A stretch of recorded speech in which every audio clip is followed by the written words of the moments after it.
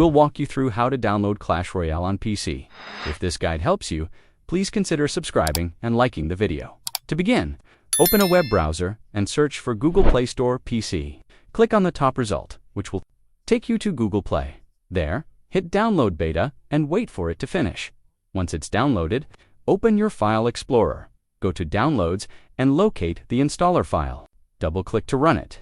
Choose where you'd like it installed and press Install. After the download completes, it will automatically install and open. Next, click Sign in with Google and log into your Google account. Once you're signed in, you can close the initial window and return to the app now. Choose a username and click Create Profile. You'll need to agree to the terms and privacy policy to proceed. On the left-hand side, click Explore, and you should see Clash Royale listed. If not, use the search bar to find it manually. Click on the game, then hit Install. Once the installation is complete, press Play. You'll also find the game saved in your library on the left side, and that's eTour, now ready to start playing Clash Royale on your PC.